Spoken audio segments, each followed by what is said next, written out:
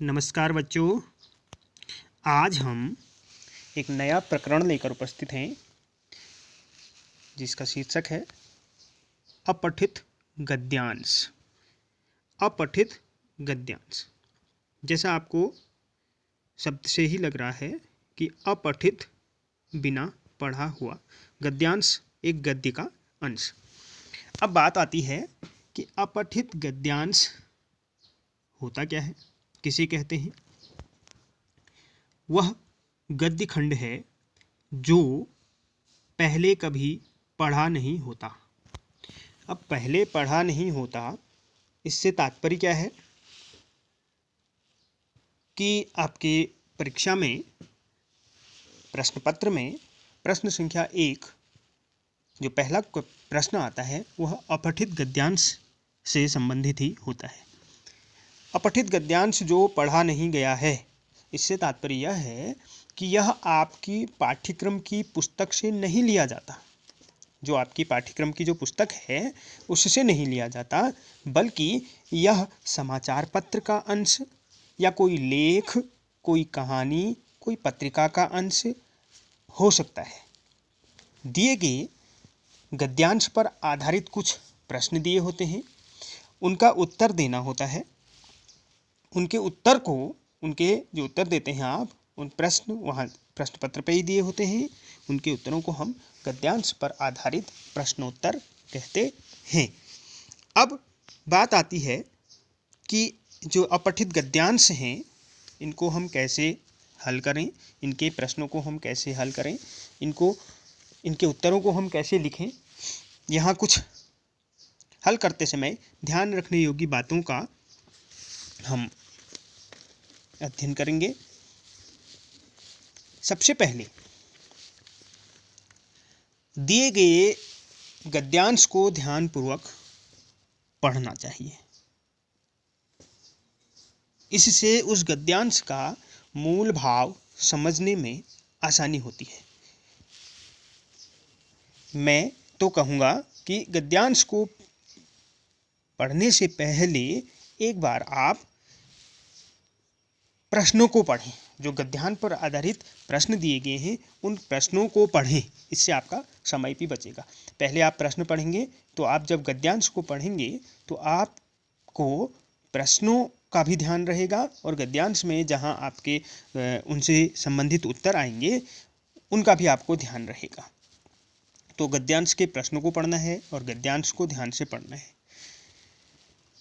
गद्यांश में जो दिए गए कठिन शब्द हैं तथा पूछे गए प्रश्नों के सर्वाधिक उचित उत्तर जो हैं उनको आपको रेखांकित कर लेना चाहिए। प्रत्येक प्रश्न का उत्तर गद्यांश से ही खोजना है। गद्यांश के बाहर के मिलते जुलते भाव वाले उत्तरों पर ध्यान नहीं देना चाहिए। यह गद्यांश, अपठित गद्यांश पर आधारित जो प्रश्न हैं इनके उत्तर भी इसी गद्यांश में होते हैं, इसलिए हमें वहां देखना है कि कौन सा सबसे उचित उत्तर है। इसके बाद उत्तर जो आपके होने चाहिए वो संक्षिप्त हों और सरल भाषा में लिखे होने चाहिए। अपनी भाषा में उत्तर दें, कोशिश करें कि अपनी भाषा में उत्तर दें। गद्यांश में जो पंक्तियां होती हैं उनको बिल्कुल ही गद्यांश की ही पंक्तियों को ही वहाँ हमने उत्तर नहीं लिखने हैं, बल्कि उनको हमने अपनी भाषा में उत्तर देना है।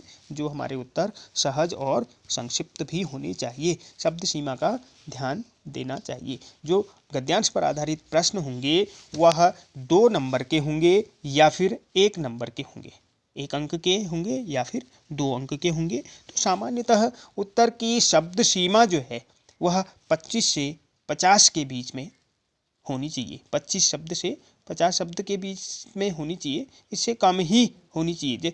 आपको गद्यांश में जब प्रश्न दिए होंगे उनके आगे अंक विभाजन होता है, उन्हें देख करके आपको करना है। सामान्यतः 1 अंक के क्वेश्चन भी पूछे जाते हैं।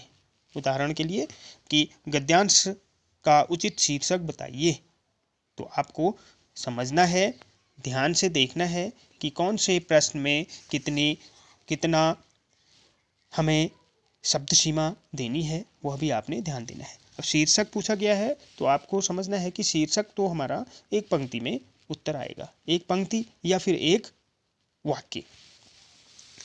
इसके बाद अंत में हमें गद्यांश पर आधारित प्रश्नों के उत्तरों को एक बार फिर से पढ़ लेना चाहिए, जिससे कि कोई महत्वपूर्ण बिंदु न छूटे। कई बार ऐसा होता है कि विद्यार्थी को किसी शब्द विशेष का अर्थ ज्ञात नहीं होता अथवा किसी वाक्य का एक भाग बहुत कठिन होता है। विद्यार्थियों को ऐसी बातों से घबराना नहीं चाहिए, बल्कि पूरे गद्यांश को पढ़ना चाहिए। उसके प्रसंग में उस वाक्य अथवा शब्द के अर्थ को समझने का प्रयास करना चाहिए और उसके अनुसार उत्तर देने का प्रयास करना चाहिए। प्रश्न पत्र प्रश्नों को पूर्ण रूप से हल करना चाहिए। तो बच्चों, अब हम एक आपके समक्ष एक गद्यांश है, उसे हम पहले उसका वाचन करेंगे, पढ़ेंगे, समझेंगे, फिर उसके जो प्रश्न हैं उन पर हम चर्चा करेंगे। तो मैं गद्यांश पढ़ रहा हूँ, आप ध्यान से सुने।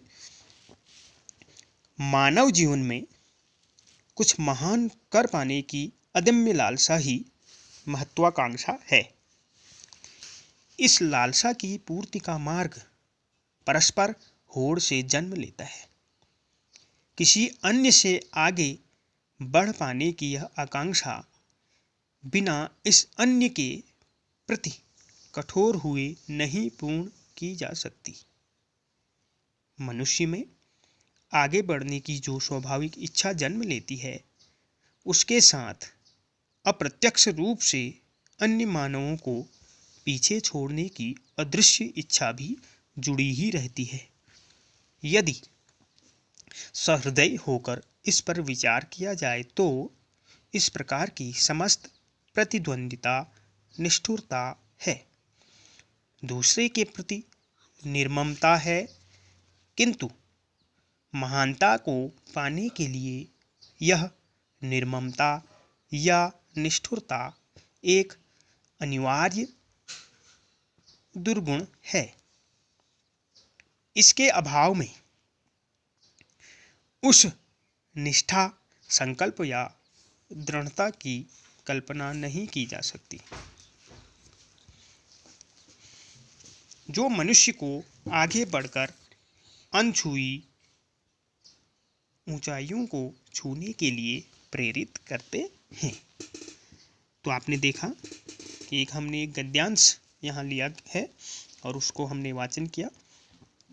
अब आपने इस गद्यांश को ध्यान से पढ़ना है, समझना है, इस गद्यांश के मूल भाव को समझने की कोशिश करनी है।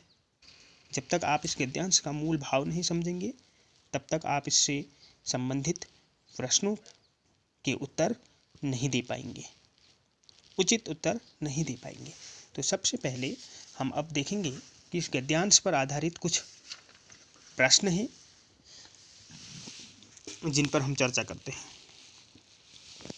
सबसे पहला प्रश्न जो है, मनुष्य में महत्वाकांक्षा क्यों होती है? अब आपने देखना है कि मनुष्य में महत्वाकांक्षा क्यों होती है। तो जब हम गद्यांश को पढ़ेंगे ध्यान से, तो इसका आंसर जो होगा, जो इसका उत्तर होगा, हमने देखा, पहली पंक्ति हमने देखी कि मनुष्य जीवन में कुछ महान कर पाने की अदम्य लालसा ही महत्वाकांक्षा है। तो हम एज इट इज बिल्कुल ही जो गद्यांश में लाइन दी गई है, पंक्ति दी गई है, उसी को हम वहाँ नहीं लिखेंगे उत्तर में। हमने बताया था आपको कि भाषा इसकी सरल और अपनी भाषा में उत्तर देने का हमने प्रयास करना है। तो महत्वाकांक्षा, इच्छा, तो हम इसका उत्तर लिखेंगे कि मनुष्य में, प्रश्न से ही उत्तर बनता है, मनुष्य में कुछ महान कर पाने की जो अदम्य लालसा है लालसा ही महत्वाकांक्षा होती है। मनुष्य में महत्वाकांक्षा क्यों होती है? मतलब इसका अर्थ है कि कुछ अदम्य लालसा, कुछ महान कर पाने की, कुछ करने की जो उनके अंदर इच्छा है, लालसा है, वही महत्वाकांक्षा होती है। प्रश्न नंबर 2, दुर्गुण होते हुए भी निर्ममता को क्यों जरूरी माना गया है? तो इसका उत्तर भी गद्यांश में ही है। दुर्गुण होते हुए भी निर्ममता को महानता पाने के लिए जरूरी माना गया है। दुर्गुण होते हुए भी निर्ममता को क्यों जरूरी माना गया है? दुर्गुण होते हुए भी निर्ममता को महानता पाने के लिए, तो इसका जो उत्तर है यहाँ महानता पाने के लिए जरूरी माना गया है। तीसरा, ऊंचाइयों को छूने के लिए क्या प्रेरक गुण है? ऊंचाइयों को छूने के लिए जो गुण है वह क्या है, यह हमने इसमें लिखना है। तो इस गद्यांश में आपने ध्यान से पढ़ा तो आपको पता लगा होगा कि ऊंचाइयों को छूने के लिए 2 गुण बताए गए इसमें, एक दृढ़ता और दूसरा संकल्प। दृढ़ किसी अपने विचारों में दृढ़ और अपने कार्य में करने का पूर्ण संकल्प। तो यहाँ पर दृढ़ता और संकल्प प्रेरक गुण माने हैं। प्रश्न नंबर 4, मनुष्य में क्या करने की इच्छा जुड़ी रहती है? तो इसका आंसर क्या होगा कि मनुष्य जो है, मानव का स्वभाव ही ऐसी है कि आगे बढ़ने की इच्छा, आगे बढ़ने की जो स्वाभाविक इच्छा है वह उसमें जन्म लेती है। उसके साथ अप्रत्यक्ष रूप से अन्य मानवों को पीछे छोड़ने की एक अदृश्य इच्छा भी उसके अंदर जुड़ी होती है। तो मानव का स्वभाव है कि आगे बढ़ना, और अदृश्य रूप से, अप्रत्यक्ष रूप से अदृश्य इच्छा एक उनकी यह भी होती है कि दूसरा पीछे छूटे, मैं उससे आगे बढ़ जाऊं। तो यहाँ हम इसका चौथे प्रश्न का जो आंसर है, मनुष्य में आगे बढ़ने की स्वाभाविक इच्छा जन्म लेती है, उसके साथ अप्रत्यक्ष रूप से अन्य मानवों को पीछे छोड़ने की एक अदृश्य, अदृश्य का मतलब जो दिखाई न दे, इच्छा भी जुड़ी रहती है। अंतिम प्रश्न, किसी अन्य से आगे बढ़ने की आकांक्षा किस प्रकार पूर्ण नहीं की जा सकती? किसी अन्य से आगे बढ़ने की आकांक्षा किस प्रकार पूर्ण नहीं की जा सकती? तो इसका उत्तर हम लिख सकते हैं, किसी अन्य से आगे बढ़ने की आकांक्षा बिना इस अन्य के, बिना इस अन्य, अन्य का मतलब है यहाँ पर अन्य, बिना इस अन्य के प्रति कठोर हुए पूर्ण नहीं की जा सकती। हमें इसके प्रति क्या होना पड़ेगा? कठोर होना पड़ेगा, तभी हमारी इच्छा पूर्ण, कठोर हुए पूर्ण नहीं की जा सकती। जब हम कठोर होंगे तभी हमारी इच्छा पूर्ण होगी। तो हमने देखा कि जो हमने अपठित गद्यांश था, हम दोबारा एक पुनरावृत्ति इसकी करते हैं कुछ विशेष बिंदुओं पर। तो अपठित गद्यांश क्या है? जो